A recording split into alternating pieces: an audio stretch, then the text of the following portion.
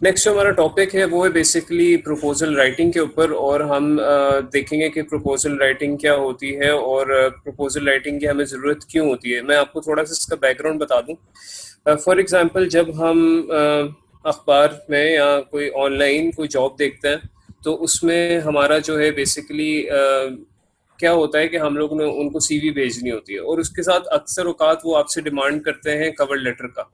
ठीक है, they ask you कि send us a cover letter.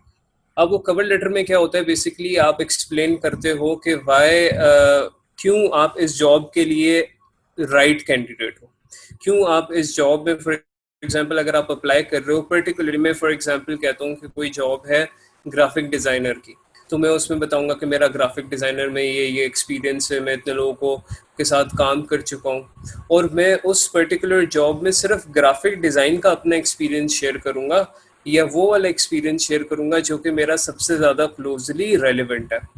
ठीक है, रेलिवेंसी का मतलब ये होता है कि आप वो वाली चीज़ मेंशन कर रहे हो जो कि उस जॉब से सबसे ज़्यादा रेलिवेंट है। अब मैं अगर अपनी बात करूं तो मैं फ्री, अब जिस तरह मैंने कहा, मैं सोशल एक्टिविज्म में भी काम कर चुका हूँ, मैं फ्रीलांसर भी हूँ, ग्राफिक डिज़ाइनिंग में भी हूँ, टीचिंग भी कर रहा हूँ माशाल्लाह।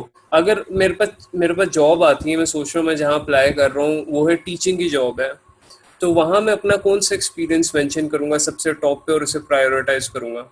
वो बेसिकली मेरा टीचिंग का या जो मैंने ट्रेनिंग का एक्सपीरियंस है मैं उसको सबसे ज़्यादा उसमें मेंशन करूँगा, क्योंकि वो उस जॉब के साथ सबसे ज़्यादा रेलिवेंट है। ठीक हो गया। अब बेसिकली होता क्या है कि हम लोगों के पास ना फाइवर पे, अपवर्क पे, फ्रीलांसर पे, पीपल पर आवर पे, ये कुछ प्लेटफॉर्म्स हैं जिनको हम लोग जिनमें से हम फाइवर को स्टडी कर चुके हैं। यहाँ पर हमारे पास कुछ इस तरह की ना जॉब्स अपलोड होती हैं, जिसको हम कहते हैं प्रोजेक्ट्स कहते हैं, या जॉब प्रोजेक्ट्स आप कह लें इनको कहते हैं। तो उसमें बायर जो है वो बेसिकली जॉब अपलोड करता है कि फॉर एग्जांपल मैं आपको आसानी से अल्फाज में कह देता हूँ कि आई need a logo for my company, यानी उसकी कोई कंपनी है, फूड का बिजनेस है या कुछ भी हो सकता है। I need a logo for my company, और उसके लिए बेसिकली मुझे इस कलर का या इस स्टाइल का लोगो चाहिए। ठीक है। अब ऑब्वियसली अगर आप डिजाइनिंग की फील्ड से ताल्लुक रखते होंगे तभी आप उस पर प्रपोजल भेजेंगे। अगर आप राइटिंग की फील्ड से ताल्लुक रखते हैं तो आई वुडंट रिकमेंड कि आप उसमें प्रपोजल भेजें। आप उसी में प्रपोजल भेजेंगे जो कि फॉर एग्जांपल डायरेक्टली आपकी राइटिंग फील्ड से प्रोजेक्ट होगा। तो आज जो है हम लोग देखेंगे कि फॉर एग्जांपल जब हमें इस तरह के प्रोजेक्ट्स आते हैं फाइवर पर या फ्रीलांसर पर, या जो अपवर्क, हम आगे जो प्लेटफॉर्म्स देखेंगे उस पर प्रोजेक्ट्स अपलोड होते हैं, तो उसमें हम प्रपोजल किस तरह लिखते हैं या प्रपोजल राइटिंग्स क्या होती हैं। सबसे पहले let me just show you guys के हम लोग स्क्रीन शेयर करते हैं यहाँ पर।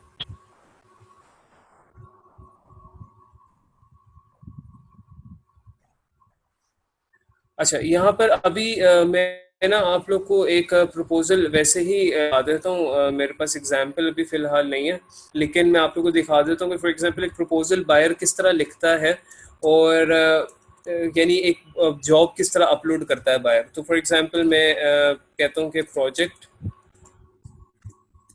या जॉब,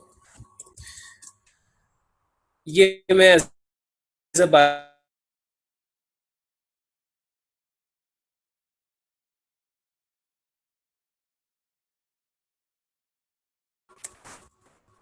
नेम, आप सबको नजर आ रहा है? हाँ आपको जी, स्क्रीन आ रहा नजर है। आ रही है? ऑलराइट, आ रही ऑलराइट। है। कोई थैंक भी यू। इशू आए तो let us know, late me no. अच्छा, तो ये मैं अभी ना एक बायर की तरफ से एक प्रोजेक्ट अपलोड का logo for my restaurant name, burger arena. ठीक है, उसका रेस्टोरेंट है। The logo must have symbol of burger and must look colourful for youth audience.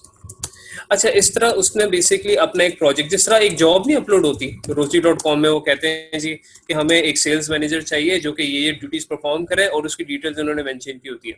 इसी तरह यहाँ पर जो उन्होंने अपना कोई भी काम कराना होता है, फॉर एग्जांपल किसी ने अपना कोई लोगो बनवाना है, किसी ने अपना कोई आर्टिकल लिखना है, किसी ने अपना कोई वेबसाइट बनवानी है, किसी ने अपनी कोई इंस्टाग्राम पे प्रमोशन करवानी है, किसी ने अपनी कोई वीडियो एडिट करवानी है, तो वो उसकी डिटेल्स यहाँ पर मेंशन करता है और उस पे फिर आप जो है ना एक बिड करते हो, यानी प्रपोजल भेजते हो, एक कवर लेटर भेजते हो और उनको आप प्रूफ करते हो कि वाई, क्यों अगर वो हमें हायर करें तो उनका फायदा होगा। और बेसिकली हम उनको ना एक, आप कह लें जिस तरह जॉब के लिए अप्लाई करते हैं तो कवर, और वो फिर हमें कॉल करके कहते हैं कि अच्छा आपका इंटरव्यू इस टाइम है, इसी तरह यहाँ पर भी होता है। आप उसमें कवर लेटर भेजते हैं जिसको हम प्रपोजल भी कहते हैं, और प्रपोजल पसंद आ जाता है, ठीक है, क्योंकि ऑब्वियसली एक जॉब अपलोड होती है उसमें 100 200 300 लोग अप्लाई करते हैं, उसमें से वो शॉर्ट लिस्ट करते हैं। इसी तरह एक बायर भी, ये जो, ठीक है, फॉर एग्जांपल इस बायर का नाम मैं कहता हूँ स्मिथ है, ठीक है, स्मिथ इस बायर का नाम है। इसका एक जो है ना बिजनेस है जो कि रेस्टोरेंट है बर्गर एरिना के, और वो उसका एक लोगो चाह रहा है जो कह रहा है कि जिसमें बर्गर का सिंबल जरूर हो, ठीक हो गया, और वो कह रहा है कि हमारी जो ऑडियंस है वो ऑडियंस है, ठीक है। तो उसने इसमें यहाँ पे कुछ डिटेल्स वगैरह मेंशन की है। अब हमने बेसिकली ना इसको एक प्रपोजल लिखना है जिसमें हमने इसको प्रूफ करना है कि क्यों अगर वो हमें हायर करेगा तो हम उसका सबसे बेहतर लोगो बना सकते हैं उसके रेस्टोरेंट का।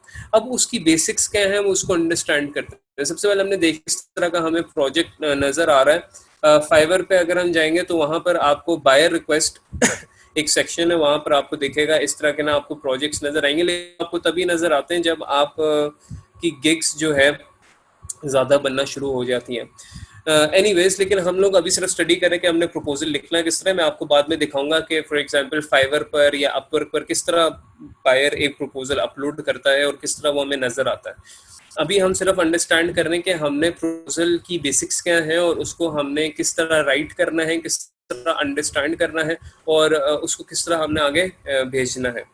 सो ये एक प्रोजेक्ट है हमारे पास, ठीक है, स्मिथ एक बायर है, उसने प्रोजेक्ट अपलोड किया। अब हम लोग ये प्रोजेक्ट देख रहे हो, हम सोच रहे हैं कि इसको ना हम बिल्ड करते हैं, इसको प्रपोजल भेजते हैं और देखते हैं कि ये हमें रिस्पॉन्ड करता है कि नहीं।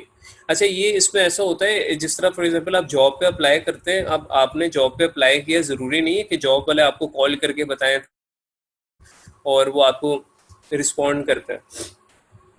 वो तभी आपको रिस्पॉन्ड करेंगे जब आपका उन्होंने इंटरव्यू लेना है या आपका कोई सिलेक्शन करना है, आपकी सीवी होगी नहीं पसंद आएगी वो डस्टबिन में फेंक देंगे। तो इसी तरह यहाँ पर भी ऐसे ही होता है कि बायर के पास अगर 50 प्रपोजल्स फॉर एग्जांपल गए हैं, ठीक है, उसमें से आउट ऑफ 50, ठीक है, उसको 5 पसंद आते हैं तो वो इन 5 को रिप्लाई करेगा, ठीक है। ये आपने याद रखना है कि वो ऑब्वियसली सबको रिप्लाई नहीं करेगा। तो वो क्या, हमने किस तरह की स्ट्रेटेजी बनानी है कि हम उन 5 में से हों या हम उन 6 में से हों, जितने भी वो सिलेक्ट करता है हम उनमें से हों, और हमारी वो प्रपोजल को डिलीट ना कर दे या डस्टबिन में ना फेंक दे या वो बिल्कुल इग्नोर ना कर दे। So let's start towards the proposal writing structure के हम लोग एक प्रपोजल लेटर या एक कवर लेटर इस तरह के प्रोजेक्ट पे हम किस तरह लिखेंगे। So let's start proposal slash cover letter. मैं कवर लेटर इसलिए कह रहा हूँ ताकि आप लोग को आसानी हो इसको अंडरस्टैंड करने में। वैसे जो है ना फ्रीलांसिंग लैंग्वेज में ना इसको प्रपोजल लेटर कहा जाता है, लेकिन कवर लेटर मैं इसलिए कह रहा हूँ बिकॉज हम लोग कवर लेटर से ज़रा फेमिलियर हैं, तो इसलिए आपको जहन नशी में ज़रा आसानी होगी इसको अंडरस्टैंड करने में कि जब मैं प्रपोजल कह रहा हूँ तो that means a cover letter. और इसका हम स्ट्रक्चर स्टडी करेंगे कि बेसिकली इसका स्ट्रक्चर क्या होना चाहिए और क्या इसका स्ट्रक्चर होगा जिसके बेसिस पे हम इसको लिखेंगे तो हमें अच्छा रिस्पॉन्स आने में हेल्प मिलेगी।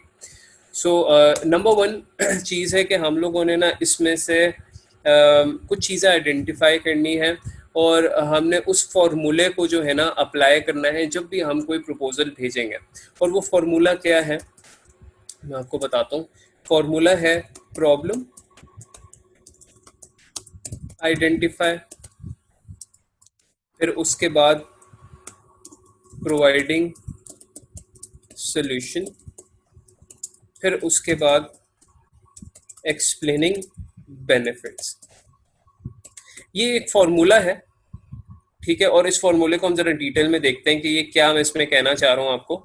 और नंबर 1 है कि फॉर एग्जांपल नंबर 1 स्टेप है प्रॉब्लम आइडेंटिफाई, नंबर 2 स्टेप है providing solution, and number third step है एक्सप्लेनिंग बेनिफिट्स। अच्छा, आप फॉर एग्जांपल ये इस तरह हिसाब लगाएं, जब कोई बंदा कहता है कि मुझे एक सेल्समैन हायर करना है, ठीक है, जो कि इस तरह जाके सेल्स करे, दिन में 10 सेल्स करे, तो जो भी कोई जॉब अपलोड होती है उसके अंदर एक ना कोई प्रॉब्लम होती है, ठीक है।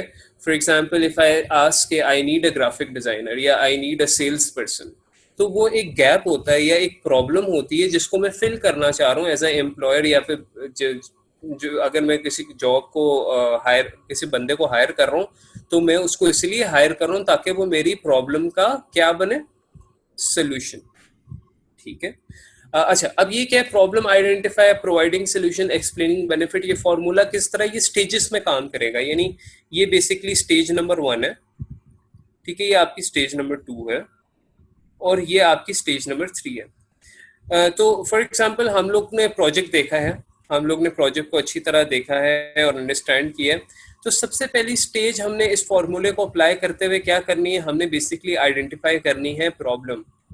अच्छा, किसी भी जो है ना प्रोजेक्ट में, किसी भी जॉब कोई भी अपलोड होती है, कोई भी प्रोजेक्ट अपलोड होता है, उसमें कोई ना कोई प्रॉब्लम होता ही है जरूर। अब इसकी अगर मैं बात करूं तो इसमें क्या प्रॉब्लम है या चैलेंज है, जरा देखते हैं दोबारा। वो कहता है I need a logo for my restaurant name burger Anina, the logo must have a symbol of burger and must look colourful for youth guidance. अच्छा, इसमें प्रॉब्लम ये है, ये चैलेंज, या उसको आप प्रॉब्लम भी कह सकते हैं या उसको चैलेंज भी कह सकते हैं या एक लिमिटेशन भी कह सकते हैं। इसमें लिमिटेशन या प्रॉब्लम या चैलेंज ये है कि लोगों के अंदर बर्गर का सिंबल होना जरूरी है। आप कोई और फूड, आप देखें, है तो ये फूड का रेस्टोरेंट है ना, लेकिन क्योंकि स्पेसिफिकली ये बर्गर का रेस्टोरेंट है, तो हम लोग के पास लिमिटेशन या प्रॉब्लम या एक आप कह सकते हैं रिस्ट्रिक्शन ये है कि हम लोग उसमें बर्गर का सिंबल ही यूज करेंगे ना। ये हमने आइडेंटिफाई कर लिया है कि ये उसने क्लियरली इसमें बताया हुआ है। और दूसरी एक प्रॉब्लम या लिमिटेशन ये है कि लोगों जो है वो जो डिमांड कर रहा है, वो कह रहा है कि मेरे लिए यंग ऑडियंस के लिए हो, क्योंकि उसका बिजनेस जो है रेस्टोरेंट है, वो कहना चाह रहा है कि यंग ऑडियंस के लिए, तो जो भी आप डिज़ाइन बनाओगे वो यंग ऑडियंस के लिए होना चाहिए। अब फॉर एग्जांपल मैं किसी जॉब की, रियल लाइफ जॉब की एग्जांपल देखते हैं। अब फॉर एग्जांपल मैं अपलोड करता हूँ कि मुझे एक सेल्स पर्सन चाहिए, और ऐसा सेल्स पर्सन हो जो सुबह 9 से 5 अवेलेबल हो, और 9 से 5 अवेलेबल हो, और वो डिफरेंट एरियाज में अगर मैं उसे भेजूं तो वो कंप्लेन ना करे। Now this is the problem. और हमने उसका सोल्यूशन उन्हें बताना है कि भाई मैं अप्लाई कर रहा हूँ यहाँ पर, तो मुझे 9 से 5 आप जो कह रहे हो उसमें मुझे कोई प्रॉब्लम नहीं होगी, और मैं काफ़ी फ्लेक्सिबल हूँ अपनी जॉब टाइमिंग्स को लेकर। So I will be available from 9 to 5 and I can adjust my timings and all of that. तो आपने बेसिकली उनको एक्सप्लेन किया कि I am the solution to your problem, या I am the solution to your requirement, या I am the solution to your limitation या restriction, जो भी है। सो कहने का आप लोग को मकसद ये कि कोई भी जॉब होती है ना, उसके अंदर कोई ना कोई रिक्वायरमेंट होती है स्पेसिफिक, जिसको आप प्रॉब्लम भी कह सकते हैं, जिसको आप रिस्ट्रिक्शन भी कह सकते हैं। सो इसमें मुझे ना दो प्रॉब्लम नजर आई हैं। वो ये है, नंबर 1 सिंबल ऑफ बर्गर, और नंबर 2 कि young audience and look colourful, कि लोगों को आप डल नहीं बना सकते, आपने कलरफुल ही बनाना है। और सॉरी, लोगों को आपने कलरफुल ही बनाना है और यंग ऑडियंस के लिए बनाना है। तो ये हमने प्रॉब्लम आइडेंटिफाई कर ली। अब उसका सोल्यूशन आपने प्रोवाइड करना है, और उसका सोल्यूशन ये है कि आप किस तरह बेसिकली उसका लोगो बनाएंगे। सॉरी। सो उसका सोल्यूशन क्या हो सकता है? अच्छा गाइस, एक मिनट में जरा, I'll just grab some water and I'll get back. Okay, 1 minute.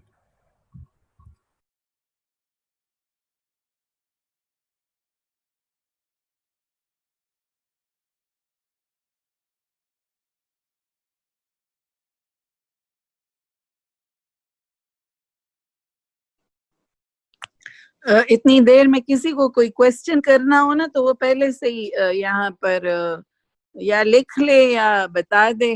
कोई एक अच्छी सी कोई बात अगर किसी के जहन में, वकास भाई ने शायद दोबारा ज्वाइन किया है, तो वो अगर कोई कमेंट देना चाहे तो हमें खुशी होगी।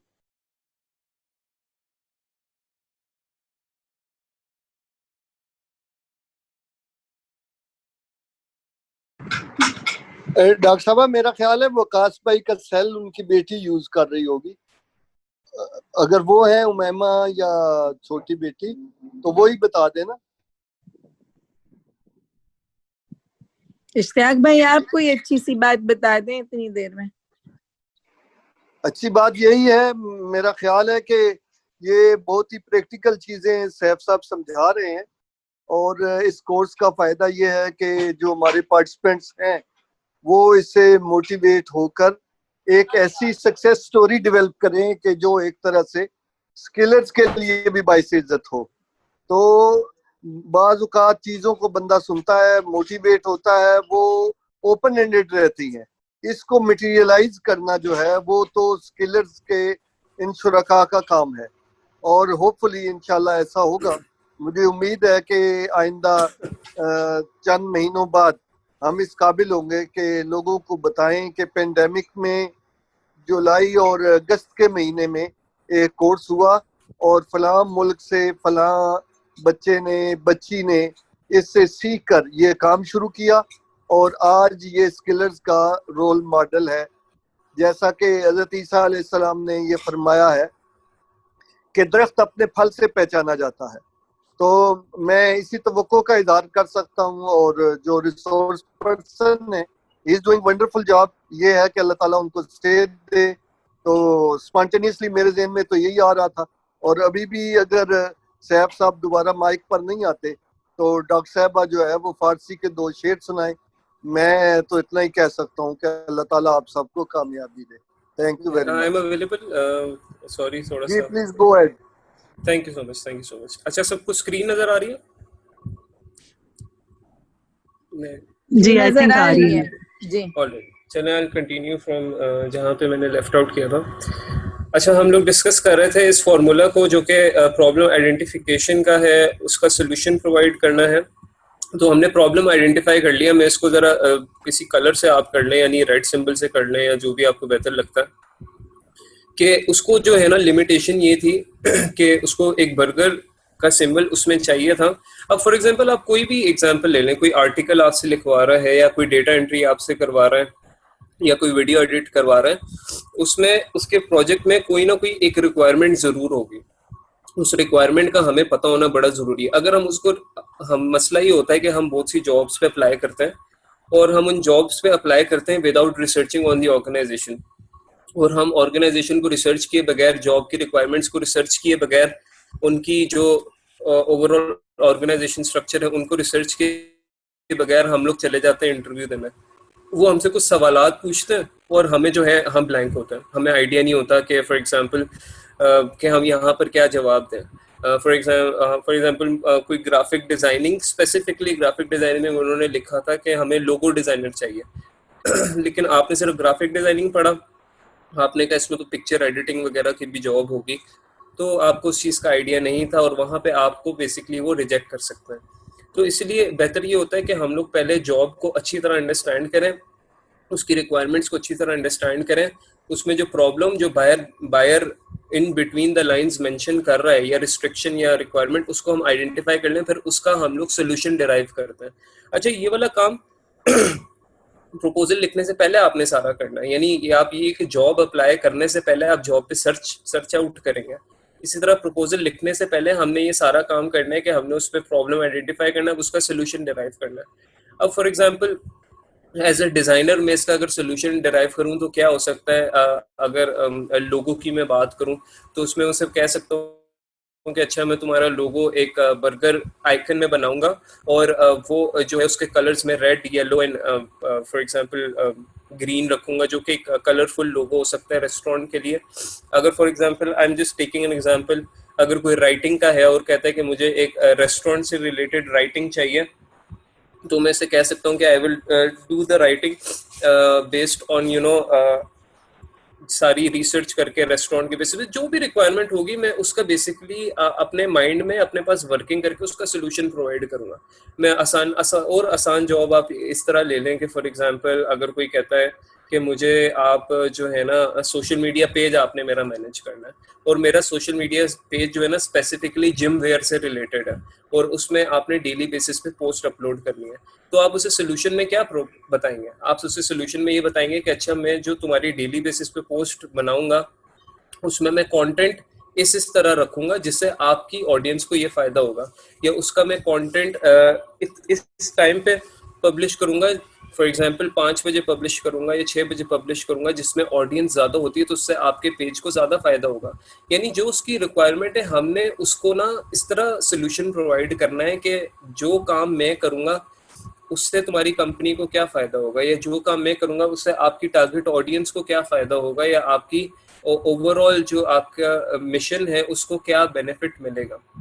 इसी तरह आप उस पहले प्रॉब्लम को आइडेंटिफाई करने के बाद उसका आप सोल्यूशन अपने पास लिख लेते हो। सोल्यूशन ना जेनेरिक नहीं होनी चाहिए, स्पेसिफिक होना चाहिए। फॉर एग्जांपल आप जब जॉब इंटरव्यू देने जाते हो वो आपसे पूछता है कि आप 5 सालों में हमारी कंपनी को में क्या वैल्यू ऐड करोगे। अब आप कहते हैं जी मैं आपकी कंपनी में ये वैल्यू ऐड करूंगा, मैं आपकी सेल्स बढ़ा दूंगा। ये एक बड़ा जेनेरिक सा जवाब है।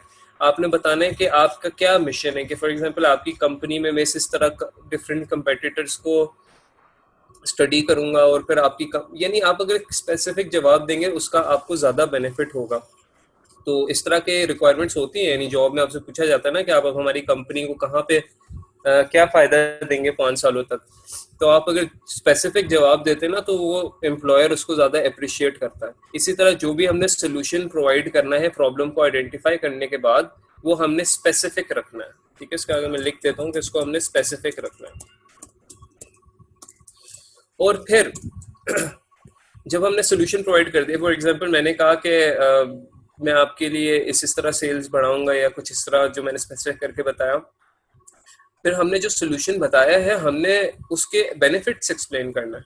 उसके बेनिफिट्स किस तरह एक्सप्लेन करने के, फॉर एग्जांपल कि अगर आप मुझे हायर करते हैं मैं आपकी सेल्स इस तरह बढ़ाऊंगा, और उसका फायदा ये होगा कि आपकी जो यंग ऑडियंस है वो आपके पेज पे ज्यादा ट्रैफिक लेकर आएगी।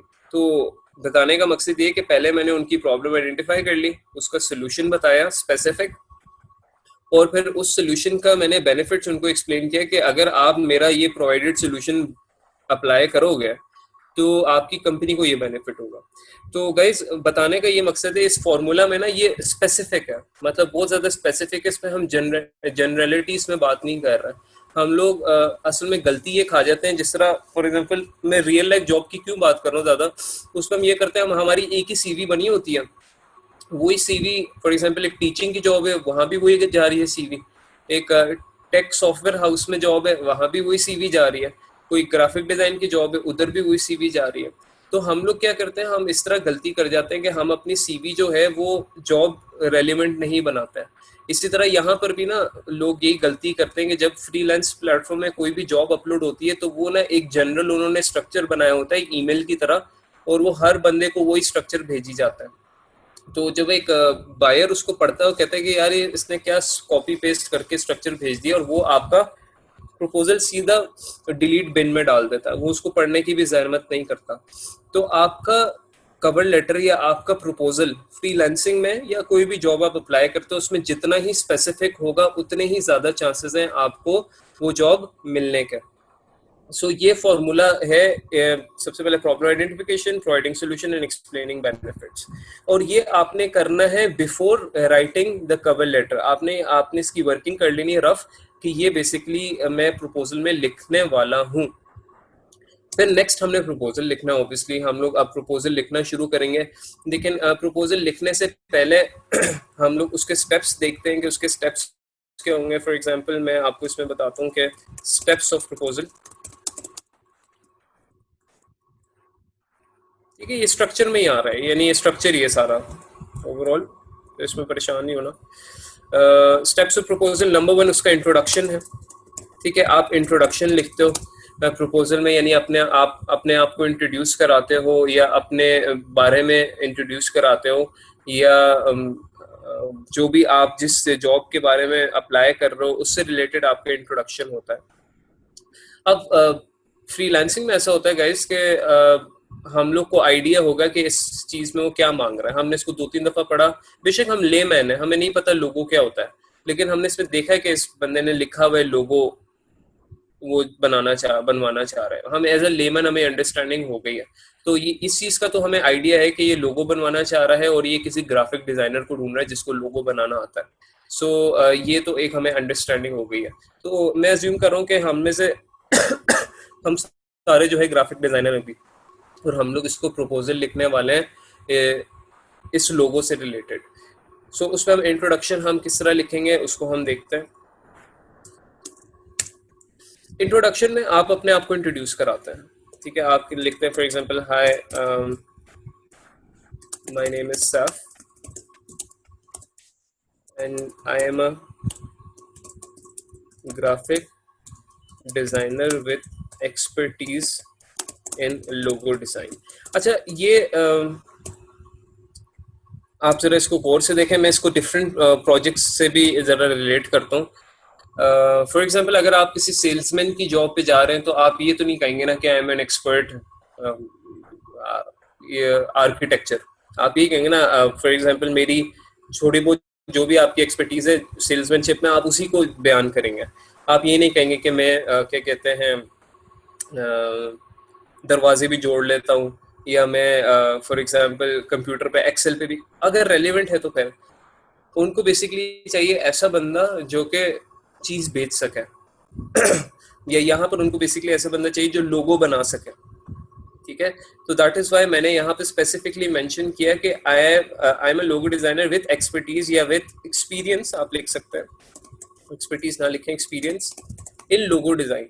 मैंने कुछ और नहीं लिखा, मैंने ये नहीं लिखा कि मैं आर्टिकल राइटिंग भी कर लेता हूँ, फॉर एग्जांपल मैं सोशल एक्टिविज्म में भी हूँ, क्योंकि वो इररेलेवेंट है।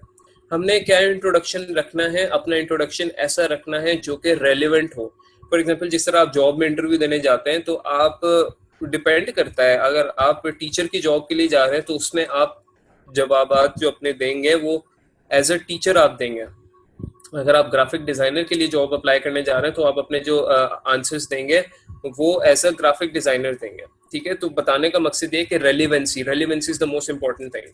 तो आपका इंट्रोडक्शन जो है रेलिवेंट होना चाहिए, ठीक है। सबसे मेन इंपॉर्टेंट चीज है कि आपका इंट्रोडक्शन रेलिवेंट होना चाहिए। अगर रेलिवेंट नहीं होगा तो बायर आपका प्रपोजल बिन कर देगा, यानी वो पढ़ने में इंटरेस्टेड नहीं होगा।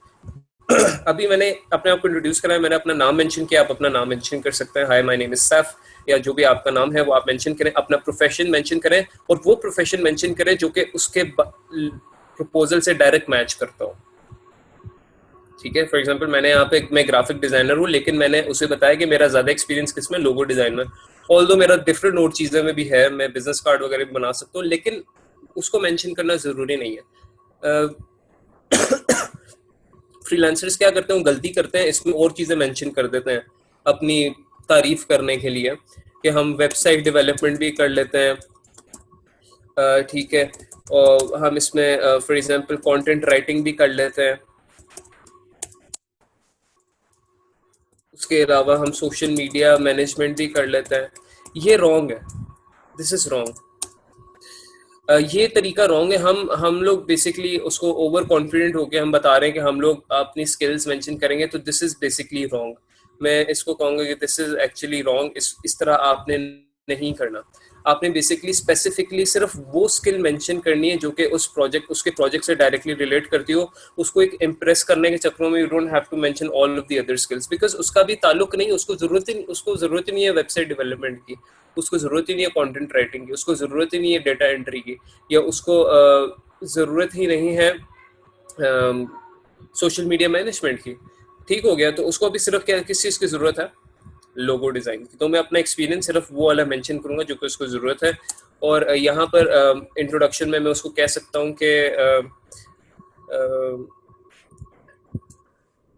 As I have done similar projects in past for restaurant owners। अच्छा, मैं आपको इसकी एग्जांपल देता हूँ कि मैंने क्यों लिखा है। जब आप किसी जॉब के लिए जाते हैं तो उसमें अच्छा इंटरव्यू ये होता है कि अगर आप अपना वो एक्सपीरियंस मेंशन करें जो कि आपकी करंट जहां आप जॉब देने इंटरव्यू देने जा रहे हैं वहाँ सबसे ज़्यादा क्लोजली मैच हो रहा हो। फॉर एग्जांपल अगर मैं टीचिंग के लिए जॉब इंटरव्यू देने जा रहा हूँ तो मैं उन्हें ये नहीं बताऊंगा कि मैं जी किसी एनजीओ में भी काम करता था, मैं उन्हें ये बताऊंगा कि हाँ वो एक स्किलर्स एक प्लेटफॉर्म था, वहाँ पे मैंने इस तरह स्टूडेंट्स को पढ़ाया था, ठीक है। तो वो मेरा मेंशन करने का पता है क्यों, क्या मकसद होता है, उससे मैं अगले बंदे को ये बता रहा हूँ कि जो तुम्हारा रिक्वायरमेंट है ना उसमें मैं इस तरह पूरा उतर सकता हूँ बिकॉज मैं ये पहले काम कर चुका हूँ, मेरा पहले ये एक्सपीरियंस है और मैं ये पहले इस फेज से गुजर चुका हूँ, यानी सिमिलर रिक्वायरमेंट ये सिमिलर फेज से गुजर चुका हूँ। तो होता ये है कि आप अगर इस तरह का कोई अपना एक्सपीरियंस मेंशन करते हो तो उससे आपको फायदा ये होता है कि बायर का आप पे ट्रस्ट ज्यादा डेवलप होता है, वो सोचता है कि अच्छा ये बंदा एक्सपर्टीज लोगो डिजाइन में भी है और इसने कुछ सिमिलर काम किए हुए भी हैं, तो ये मेरा वाला काम ज्यादा बेहतर तरीके से कर सकता है। अब क्वेश्चन ये राइज होता है कि अगर आपने सिमिलर उस तरह काम नहीं किया, तो फॉर एग्जांपल आप कोई अगर आपने सिमिलर काम नहीं किया हुआ, फॉर एग्जांपल मैं अपनी बात करूं, मैंने कहीं टीचिंग नहीं की हुई, तो मैं किसी और जॉब से भी रेफरेंस उठा सकता हूं जो कि यहाँ पे रेलेवेंट हो रहा हो। फॉर एग्जांपल मैं ये कह सकता हूँ कि मैंने एक जगह जॉब की थी जहाँ पर जिस तरह यहाँ पर 9 to 5 रिक्वायरमेंट है, इसी तरह वहाँ पे भी 9 to 5 में जॉब करता था और रिक्वायरमेंट थी। तो आपने चीज़ों को थोड़ा रिलेट करना होता है, यानी आपका जो भी थोड़ा बहुत पास्ट एक्सपीरियंस है या आपकी लाइफ में कोई एक्सपीरियंस है वो आपने मेंशन करना है, जिससे आप उनको ये प्रूव कर सकें कि आप इस जॉब के लिए परफेक्ट कैंडिडेट हैं। सो यहाँ पर मैं उनको ये मेंशन करूँ कि आई have done similar projects in past for restaurant owners, जिससे मैं उसको ये बता रहा हूँ कि तुम्हारा भी लोगो एक रेस्टोरेंट का है, तो मैंने भी कुछ प्रोजेक्ट इस तरह किए हैं जो कि रेस्टोरेंट ओनर्स के लिए हैं, और and I can show you if you require. अगर आप रिक्वायर करते हो तो आई कैन शो यू, या आप डायरेक्ट अपलोड भी कर सकते हैं, उनको शो उनसे पूछे बगैर ही आप उनको दिखा सकते हैं, कोई मसला नहीं है।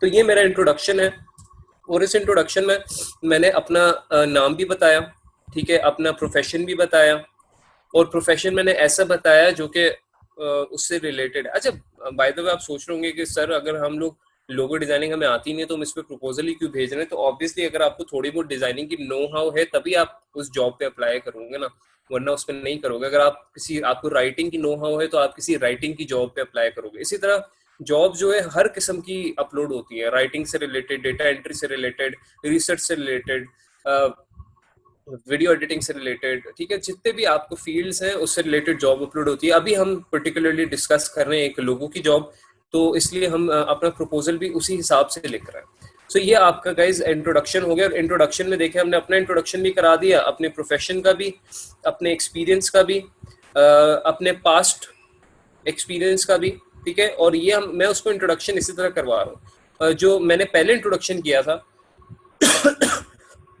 जिसमें आई वाज टेलिंग कि मैं वेबसाइट डेवलपमेंट भी करता हूँ, हमने उस तरह नहीं करना, that is the wrong way of introducing yourself. और हमें अपना इंट्रोडक्शन रेलिवेंट रखना है और प्रोजेक्ट के हिसाब से अपना इंट्रोडक्शन देना। तो ये हमारा इंट्रोडक्शन है। उसके बाद हमारे पास आ जाती है मेन बॉडी। मेन बॉडी आ जाती है, और मेन बॉडी में बेसिकली आपका जिस तरह ऐसे नहीं होता, ऐसे में आप इंट्रोडक्शन लिखते हो, ठीक है, इंट्रोडक्शन के बाद आपके मेन पैराग्राफ शुरू हो जाता है। इसी तरह यहाँ पर भी होता है, प्रपोजल में आप इंट्रोडक्शन लिखते हो और आपके मेन पैराग्राफ्स पर आप अपने लिखने शुरू हो जाते हो। अब आपको याद होगा हमने प्रपोजल से पहले जरा ये काम किया था, फॉर्मूले पे थोड़ा सा काम किया था, इसको हम डिफरेंट कलर दे देते हैं। और वो काम क्या था, problem identification, providing solution and explaining the benefits. अब ये वाला फॉर्मूला जो है हम यहाँ पे मेन बॉडी में डिस्कस करने वाले हैं, क्योंकि आप शुरू में ही बात नहीं अपनी वो करते हैं, यानी आप शुरू में थोड़ा सा जरा इंट्रोडक्शन वगैरह करते हैं, फिर मेन बॉडी में अपनी बात को एक्सप्लेन करते हैं। इसी तरह कोई हम खत लिख रहे हैं या कोई भी हम ऐसे लिखते हैं, शुरू में हम इंट्रोडक्शन कराते हैं और फिर हम उसकी मेन बात करना शुरू करते हैं। सो यहाँ पर मेन बॉडी हमारे पास है, यहाँ पर हम अपनी मेन बात करना शुरू करेंगे।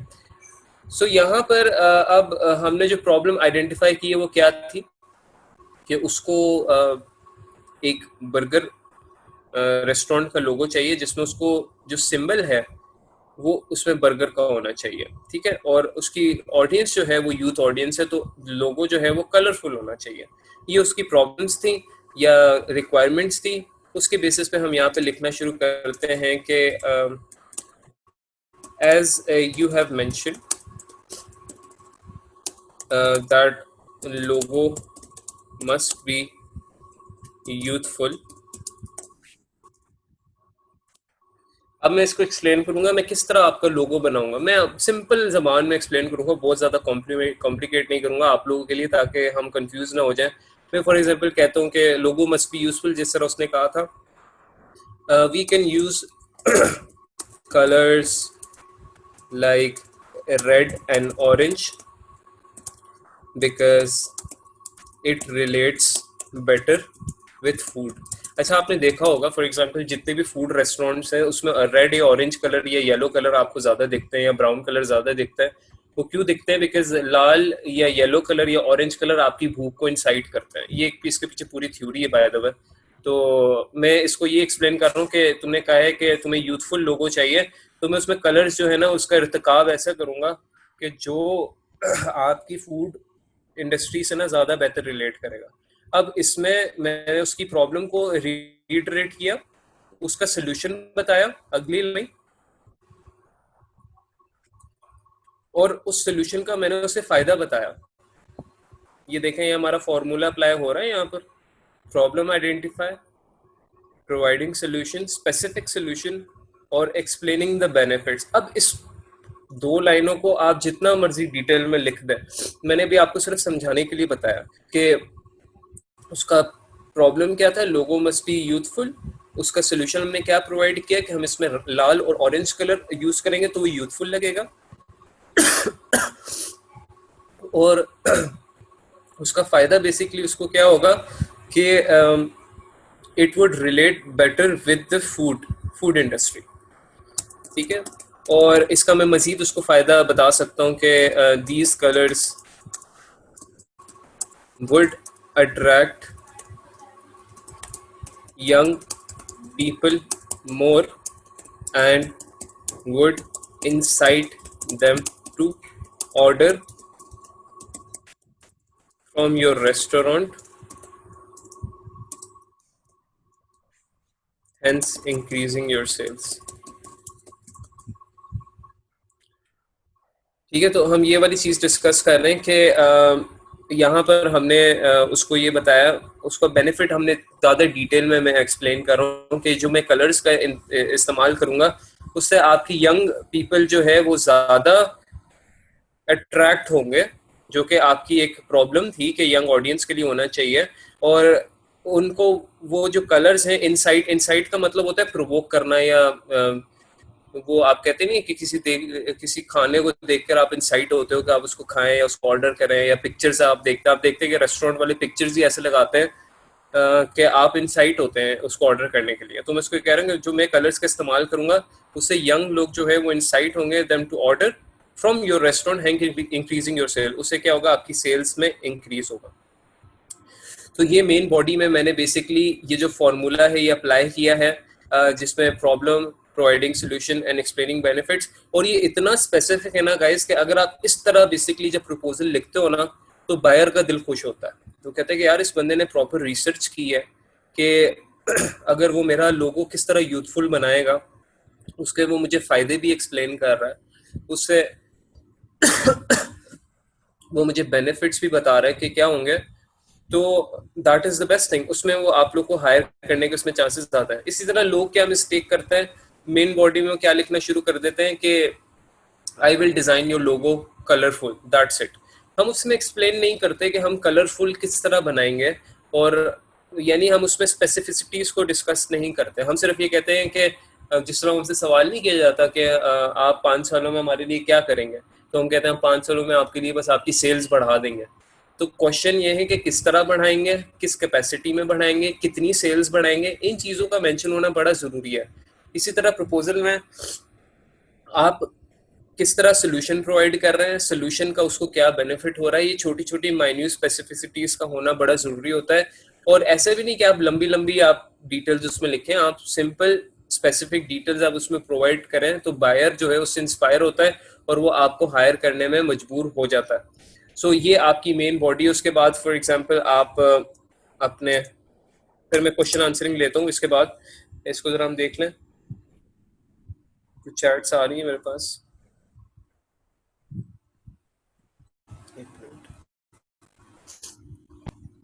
हाँ बिल्कुल, एक्साइट करना या फिर फॉर एग्जांपल आप प्रोवोक होते हैं उस चीज़ को ऑर्डर करने में। अच्छा, आई होप आप लोग को क्लास बोरिंग नहीं लग रही, लेकिन इसमें अगर आप थोड़ी सी चीज़ें देखेंगे ना, ये प्रपोजल राइटिंग की ना इतनी डिटेल में कोई भी आप लोग को एक्सप्लेन नहीं करेगा, ये फॉर्मूला नहीं बताएगा कि ये जो प्रॉब्लम आइडेंटिफाई का, ये हम शुरू में ही क्यों डिस्कस कर रहे हैं, बिकॉज आगे जाके जब मैं आप लोग को प्रपोजल यानी प्रोजेक्ट्स दिखाऊंगा डिफरेंट प्लेटफॉर्म्स पे, अपवर्क पे, तो आप लोग को पहले ही पता हो कि प्रपोजल हमने किस तरह लिखना है।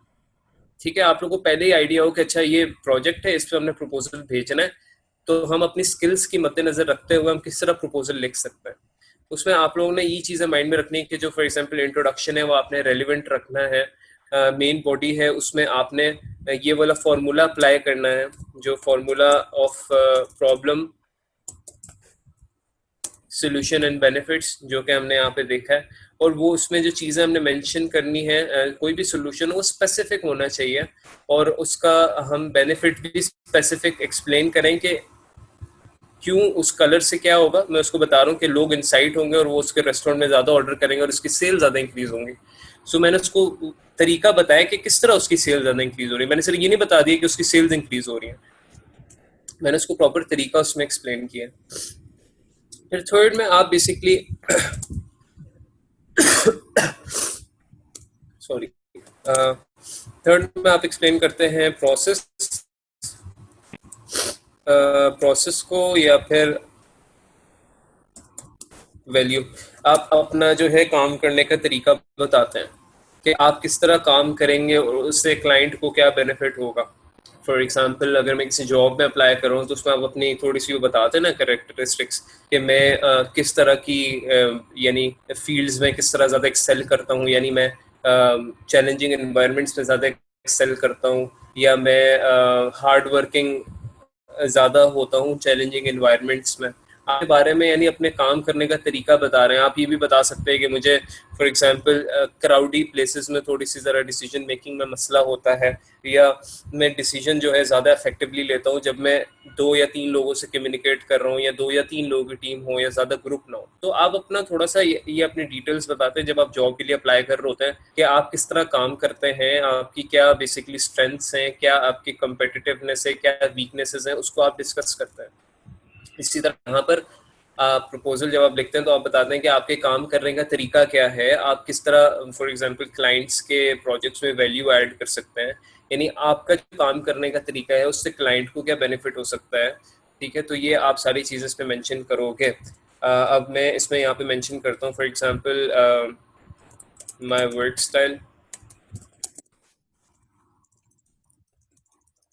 फॉर एग्जाम्पल क्या चीज़ आप मेंशन कर सकते हैं इसमें, आप कह सकते हैं कि मैं इस तरह काम करता हूँ कि मैं क्विक टर्न अराउंड पे बिलीव करता हूँ, यानी जो भी मैं काम करता हूँ वो जल्द से जल्द करता हूँ। मैं प्रोफेशनल कम्युनिकेशन पे बिलीव करता हूँ, यानी जो भी मैं काम करता हूँ उसमें मैं प्रोफेशनल कम्युनिकेशन, ठीक है। मैं एग्जैक्टली कोलैबोरेशन लिखा है कि मैं कोलैबोरेशन पे बिलीव करता हूँ, मैं टीम के साथ कोलैबोरेट करना मुझे अच्छा लगता है, मैं आइडियाज एक्सचेंज करने में बिलीव रखता हूँ। तो मैं अपना थोड़ा सा वैल्यूज और प्रोसेस ऑफ वर्किंग बता रहा हूँ। ठीक है, आप इस थर्ड पैराग्राफ को कह लें प्रोसेस ऑफ वर्किंग, या अपनी वैल्यू स्टेटमेंट्स आप बता रहे हैं कि आप किस तरह काम करते हैं और उससे क्लाइंट को क्या बेनिफिट हो सकता है। For example I work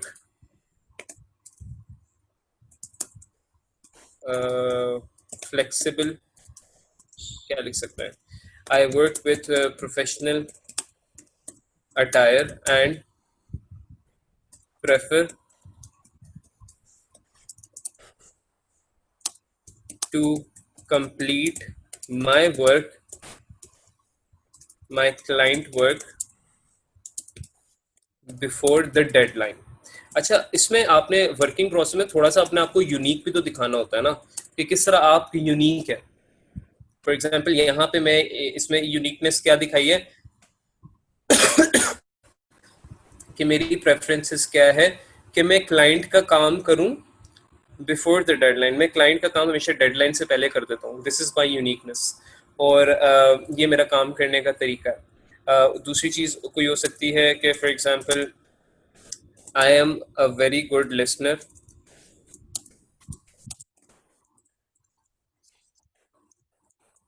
and always keep my clients in loop for ideas. यहाँ पर मैं उसको बता रहा हूँ कि मैं एक काफ़ी अच्छा लिसनर हूँ और मैं अपने क्लाइंट्स को अपने लूप में रखता हूँ for ideas. So if we work, अब मैं उसको फ़ायदा बताने लगूँ कि अगर वो मेरे साथ काम करता है तो उसको क्या फ़ायदा होगा। So if we work together you will get work before time and professional two-way communication where you can share your opinions with no hesitation। अच्छा, यहाँ पर देखें अगेन वही बात आ गई कि मैं अपना काम करने का स्टाइल बताया और उसके मैंने उसको बेसिकली बेनिफिट बता दिए नेक्स्ट पैराग्राफ में। कि यहाँ पर मैंने बताया कि I work with professional attire, मैं एक प्रोफेशनल अटायर के साथ काम करता हूँ और मैं प्रेफर करता हूँ मैं अपने क्लाइंट का काम करूँ डेडलाइन से पहले। ये हमारी एक कंपेटिटिवनेस है, यानी हम बता रहे हैं कि क्यों हम दूसरे कैंडिडेट से ज़्यादा बेहतर हैं, नंबर 1। नंबर 2 ये कि हमने उसे कहा कि I am a very good listener and always keeps my client in loop for ideas. यानी यहाँ पे मैं इसको कहना चाह रहा हूँ कि मैं अपने क्लाइंट्स को हमेशा अपने लूप में रखता हूँ, यानी उनके आइडियाज को मैं सुनता हूँ। मैं इस तरह का डिजाइनर नहीं हूँ या मैं इस तरह का वर्कर नहीं हूँ जिसमें मैं अपने बॉस की नहीं सुन रहा या से अपनी मर्जी से काम करी जा रहा हूँ। इस तरह का मेरा जो है ना काम करने का तरीका नहीं है। अब मैं उसे फायदा बता रहा हूँ, तो इफ अगर आप मेरे साथ काम करते हो तो आपको आपका काम बिफोर टाइम मिलेगा और प्रोफेशनल टू वे कम्युनिकेशन होगी, जिससे क्या फायदा होगा कि आप अपने ओपिनियंस विथ नो हेजिटेशन लिखना चाह रहा था कि आप अपनी opinion without any hesitation share कर सकते हो। ठीक है, तो मैं उसको ये बेनिफिट बता रहा हूँ और यहाँ पर मैंने अपने काम करने का तरीका बताया। इसमें मुख्तलिफ चीज़ आ सकती हैं कि आप इसमें बता सकते हैं कि मेरा अगर कोई आप राइटिंग से रिलेटेड है तो आप कह सकते हैं कि मैं जो भी राइटिंग लिखता हूँ वो बिल्कुल ग्रामेटिकली करेक्ट होती है, उसमें वोकेबलरी प्रोफेशनल इस्तेमाल करता हूँ मैं। अगर कोई डेटा एंट्री का काम है तो उसमें आप कह सकते हैं कि मेरी जो डेटा एंट्री है वो प्रोफेशनल है या उसमें मैं इस तरह डेटा एंट्री करता हूँ। कोई भी आप उसमें यूनिक तरीका बता सकते हैं। अगर आप स्केचिंग करते हैं तो आप उसमें बता सकते हैं कि मेरा स्केच करने का तरीका ये है कि मैं प्रॉपर ओरिजिनल स्केच बनाती हूँ और बिल्कुल प्रॉपर स्केचिंग करती हूँ। अगर वीडियो एडिटिंग का प्रोजेक्ट है तो उसमें आप बता सकते हैं कि फॉर एग्जांपल मैं ये सॉफ्टवेयर्स का इस्तेमाल करता हूँ जिससे वीडियो का जो रिजल्ट है वो इस तरह हाई क्वालिटी निकलता है। ठीक है, तो जो भी प्रोजेक्ट होगा उसके हिसाब से ही आपने अपना वर्किंग प्रोसेस अपना शेयर करना है। और क्या कहते हैं, अब यहाँ पर ये बनता था तो मैंने ये सिंपल सा वर्किंग प्रोसेस अपना शेयर किया। और फिर लास्ट में हम लोग जो है कॉल टू एक्शन होता है, जिसमें हम कहते हैं कि क्लाइंट को हम अल्लाह हाफिज कह रहे होते हैं और क्लाइंट को ये मजबूर कर रहे होते हैं कि वो हमें रीच आउट करे या हमें कॉल करे या हमें मैसेज करे। वैसे कॉल का ऑप्शन तो नहीं होता, मैसेज का ऑप्शन होता है। वो हमें मैसेज करे, हमें रीच आउट करे। क्योंकि जिस तरह आप कहीं पे जॉब अप्लाई करते हैं तो आप खुद तो नहीं कॉल करके पूछ सकते ना, उस जमाने चले गए आप खुद कॉल करके पूछ रहे हैं भाई मैंने अप्लाई किया था तो क्या बना। कुछ ऑर्गेनाइजेशन अगर आपकी जानने वाली हो तो आप कर सकते हैं। यहाँ पे भी ऐसे ही होता है, यहाँ पे आप बायर को मैसेज नहीं कर सकते कि भाई मैंने तुम्हें परसों प्रपोजल भेजा तो उसका तुमने क्या किया देखा। इस तरह नहीं आप कर सकते, वो बायर पे डिपेंड करता है। नहीं, buyer would be the first person to contact you. तो हमने बेसिकली बायर को थोड़ा मजबूर करना होता है कि वो हमें कांटेक्ट करे। वैसे यहाँ पे लिखता हूँ कॉल टू एक्शन बेसिकली होता है, आप समझ लें जब आप किसी वेबसाइट पे जाते हैं तो वो आपको कहते हैं for more information call at this number, या आप कोई पैम्फलेट देखते हैं तो आपको कहते हैं for orders contact at this number. तो वो जो लिखा होता है ना फॉर ऑर्डर्स और नंबर या फॉर ऑर्डर्स ईमेल आईडी या वेबसाइट, उसको हम कहते हैं कॉल टू एक्शन। यानी जो भी नंबर या जो भी इस तरह का लिखा होता है या स्टेटमेंट लिखा होता है for more information visit this website, उस स्टेटमेंट को या उस डिटेल को हम कहते हैं कॉल टू एक्शन। और कॉल टू एक्शन का मतलब ये होता है कि वो हमें कह रहे हैं they are calling us to act, they are provoking us to act. This is why we call it call to action. तो यहाँ पे हम उसको कहते हैं कि let me know if you are interested to collaborate, ठीक है, हम यहाँ पे उसको कह रहे हैं let me know if you are interested to collaborate, I can, मैं उसको कोई लालच दे सकते हैं आप, या उसको कोई आप फॉर एग्जांपल कोई एक्स्ट्रा सर्विस दे सकते हैं फ्री में, जिससे वो आपको मैसेज करने पे मजबूर हो जाए। फॉर एग्जांपल मैं उसको कहता हूँ कि I can provide you free sample, मैं आपको एक फ्री सैम्पल डिजाइन प्रोवाइड कर दूंगा जिसको आप पहले देखोगे, जांचोगे, एनालाइज करोगे, उसको देखने के बाद आप मुझे ऑर्डर कर लेना। इसी तरह फॉर एग्जांपल होते नहीं है रेस्टोरेंट्स, वो आपको कहते हैं नहीं खुलते तो आपको कहते हैं हम पहले आपको टेस्ट कराएंगे फिर आप बेशक ऑर्डर कर लेना। तो इसी तरह मैं उसको थोड़ा सा मजबूर करूँ कि फॉर एग्जांपल टू रीच इस आउट, ताकि वो फ्री सैंपल की बेसिस पे मुझे शायद वो रीच आउट कर ले। Free sample for your logo, looking forward to hear from you.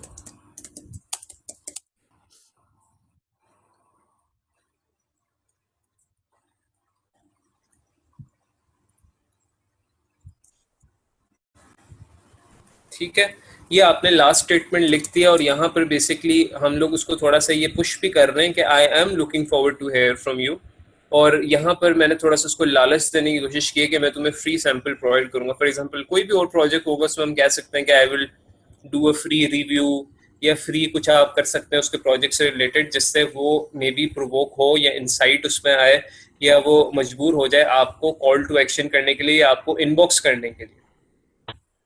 So guys this is it. फिर आप यहाँ पे एंड पे लिखते हैं बेस्ट रिगार्ड्स, इस तरह ईमेल के एंड पे लिखते हैं और आप अपना नाम लिखते हैं, ठीक है, कंप्लीट नेम आप लिख लेंगे अपना, और आप अपना प्रपोजल खत्म कर देंगे। तो ये बेसिकली प्रॉपर जो है ना आपका एक प्रपोजल राइटिंग का स्ट्रक्चर होता है। सबसे पहले आप लोग ने इस फॉर्मूले को थोड़ा सा देखना है, इसको बैठे सोचे इस पे क्या मैंने बताया कि क्या है प्रॉब्लम आइडेंटिफाई, प्रॉब्लम क्या है, बहुत कोई रॉकेट साइंस नहीं है, बड़े सिंपल से स्टेप्स हैं। आप किसी चीज का प्रॉब्लम आइडेंटिफाई करते हो, उसका सोल्यूशन बताते हो, फिर उस सोल्यूशन को प्रूव करते हो कि इसके क्या बेनिफिट्स होंगे। फिर आपने इंट्रोडक्शन लिखना है, मेन बॉडी पैराग्राफ जिसमें आप ये फॉर्मूला की डिस्कशन ही करोगे, और फिर अपना प्रोसेस ऑफ वर्किंग बताना है, फिर कॉल टू एक्शन करना है। तो ये आपका ओवरऑल जो है प्रपोजल राइटिंग का जो है ना स्ट्रक्चर है, और इस तरह अपना प्रपोजल राइटिंग लिखते हो। सो आप लोग चैट में आ सकते हैं, you can talk to me in chat. आप लोग को किसी का भी कोई भी सवाल हो बिटवीन, थैंक यू फॉर, अच्छा sir what is the difference between the cover letter and proposal writing? It's the same thing, it's the same thing. इसमें फ्रीलांसिंग में इसका टर्म यूज होता है प्रपोजल राइटिंग, प्रपोजल लेटर, लेकिन real job life में हम इसको कहते हैं कवर लेटर, तो एक ही चीज है। So this is the same thing. If anyone has any question, they can come online, यानी वीडियो ऑडियो पे आ सकते हैं और वो पूछ सकते हैं, किसी का कोई भी सवाल हो इससे रिलेटेड। थोड़ा सा टेक्निकल टॉपिक है ये, लेकिन अगर आपको 20% भी समझ आई है तो that is an achievement, because मैंने आप लोगों को ना रियल लाइफ जॉब से भी रिलेट करके बताया है, जिससे आप लोगों को थोड़ी सी क्लैरिटी मिली होगी कि अच्छा वाकई जब हम जॉब का इंटरव्यू देने जाते हैं तो हम लोग किस तरह फेल होते हैं। क्या किसको जॉब किस वजह से मिल जाती है? इसी वजह से मिलती है क्योंकि वो रिसर्च करके जाता है। सो इसलिए हमने प्रपोजल जब भी देखना, हमने इस फॉर्मूला के बेसिस पे रिसर्च करनी है कि वो बेसिकली मांग क्या रहा है। हम लोग गलती ये करते हैं, हम जॉब अप्लाई कर देते हैं without researching about them. So if anyone has any question they can come over voice chat and ask. हाँ जी, प्लीज आप लोग अपने माइक अनम्यूट करके पूछें, और जो सैफ आपको करवा रहे हैं आप साथ साथ खुद भी कर रहे हैं practically on your own laptops, क्योंकि फायदा तभी होगा जब आप प्रैक्टिकली करेंगे। मैं ये डॉक्यूमेंट भी शेयर कर दूंगा, इसको जरा मैं थोड़ा फॉरवर्ड करके ना अच्छे से आप लोगों के साथ शेयर कर दूंगा इंशाल्लाह, ये आप देख सकते हो। और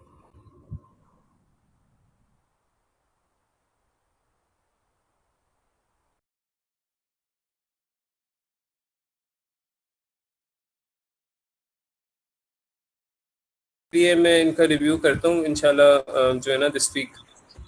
सो एटलीस्ट गिग्स बनवा दो इनकी, क्योंकि गिग भी अकेले से नहीं बना सकेंगे बाद में। बिल्कुल ठीक है, आप गिग्स की लोगों ने मैंने प्लीज राब्ता करना है सैफ से इन द ग्रुप और अलग से, और आपने जरूर जो है वो गिग बनानी है अपनी। अगर हमारा गिग से रिलेटेड जो लास्ट वाला लेक्चर है वो अवेलेबल हो जाए किसी तरह, जो कुछ स्टूडेंट्स का मिस हो गया, तो दैट वुड बी हाँ गुड, जी ठीक है, क्योंकि ठीक उसमें है, मैंने आई सारा ट्राई फॉर दैट। कंप्लीट बताया हुआ है गिग बनाने का। ठीक है। हाँ, तो ये असल में ये होता है कि ये गिग का एक तरीका होता है ऑर्डर गेन करने का, and this is another way. There are two ways to gain order, alright. एक आप बेसिकली एक आप गिग बनाते हो जिसमें बायर आपको खुद रीच आउट करता है, और एक आप प्रपोजल राइटिंग करते हो जिसमें आप बायर को रीच आउट कर रहे होते हो। तो आपको मैं एग्जांपल इस तरह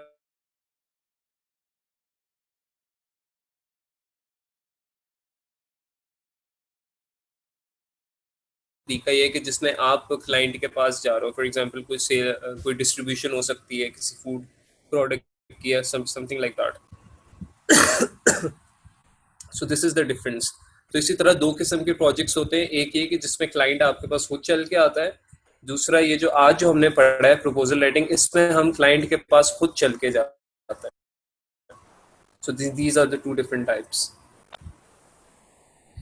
किसी का कोई सवाल हो तो वो पूछ सकते हैं। थैंक यू फॉर बियरिंग मी। आज बस मेरी तबीयत थोड़ी सी सही नहीं हो रही नहीं, है आहिस्ता थैंक यू आहिस्ता, सो दैट्स मच। ओके। बल्कि आपने इस वीक रेस्ट करना है, अल्लाह आपको खैर आफियत से रखे और सेहत से, और नेक्स्ट वीक फिर थैंक यू आपने मैम। बिल्कुल ठीक हो गया आना है। इंशाल्लाह इंशाल्लाह तो अगर नहीं है कोई इंशाल्लाह। क्वेश्चंस और सबको समझ आई है और आज की क्लास भी हो गई है मुकम्मल, तो आई वुड जस्ट से कि हम इसको फिर वाइंड अप कर लेते हैं।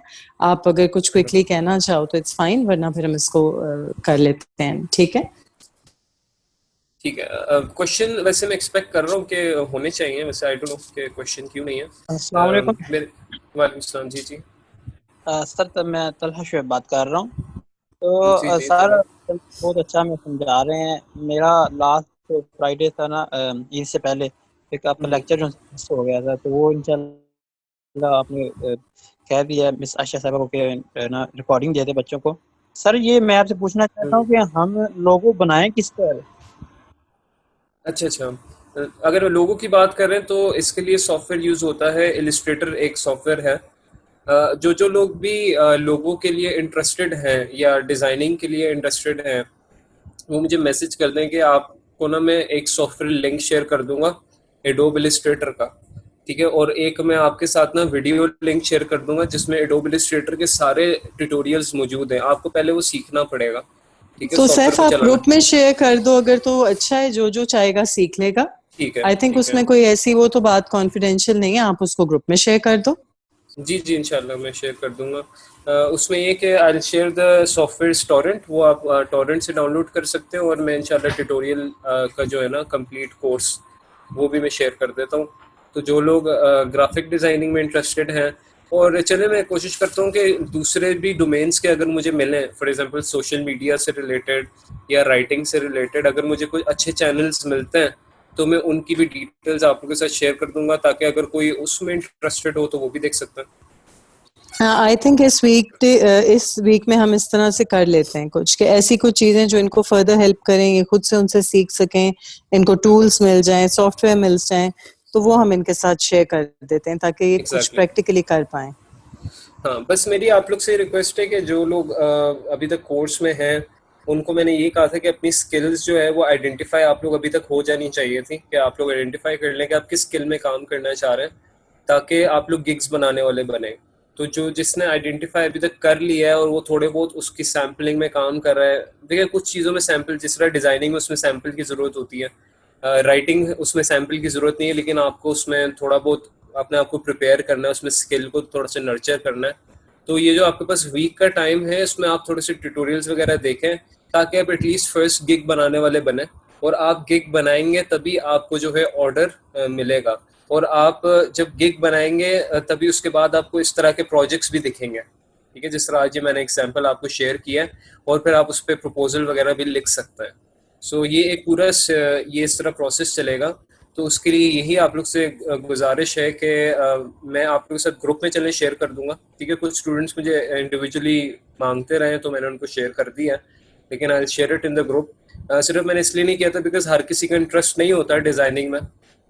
तो मुझे बता दें, आप लोग ग्रुप में डिस्कस कर सकते हैं। जिसका जिस चीज़ में भी इंटरेस्ट है मैं देखूंगा, अगर मुझे ट्यूटोरियल उससे रिलेटेड मिलता है तो मैं ज़रूर शेयर करूंगा, वरना डिज़ाइनिंग से रिलेटेड तो मेरे पास काफ़ी ज़्यादा है, तो वो मैं शेयर कर ठीक है, I think that would be more helpful. ठीक है, आज की क्लास फिर हम अपनी वाइंड अप करते हैं। Thank you so very much. बहुत ही आपका डिटेल्ड हमेशा होता है लेक्चर, और अल्लाह सबको खैर वाफियत से रखे।